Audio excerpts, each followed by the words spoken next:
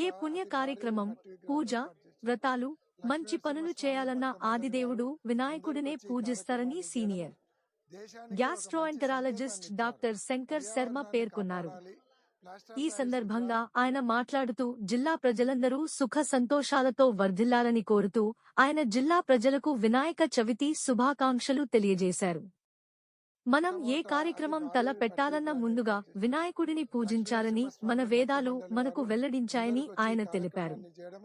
అందుకే నగరంలోని పురవీధులు అంతా వినాయకుని ప్రతిమలతో నిండి ఉన్నాయని, ప్రతి చోట ఆ ఆదిదేవునికి ప్రత్యేక పూజలు నిర్వహించి ప్రజలు తమ భక్తిని చాటుకుంటున్నారని ఆయన గుర్తు చేశారు. ఎంతో పవిత్రమైన ఈ వినాయక చవితి పర్వదినాన భక్తులంతా నిష్ఠతో పూజలు నిర్వహించాలని ఆయన తెలిపారు. అత్యంత ముఖ్యమైన పర్వదినము ఈరోజు మహాపండుగ అంటారు దీన్ని, వినాయక చవితి.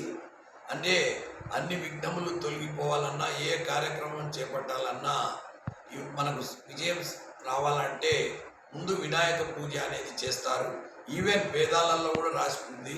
సత్యనారాయణ వ్రతం కానీ, ఏ వ్రతం కానీ, పెళ్ళిళ్ళు కానీ, ఎటువంటి శుభాలకైనా ముందు వినాయకుడి పూజ చేసినాకనే మిగతా పూజలు చేపిస్తారు. ఎందుకంటే అన్ని విఘ్నములు తొలగించే మహాదేవుడు అతను వినాయకుడు.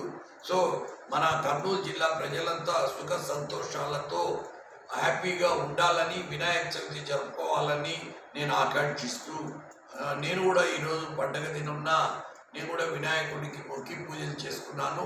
అదేవిధంగా మీరంతా ఆ పండుగ జరుపుకోవాలని కోరుకుంటున్నాను.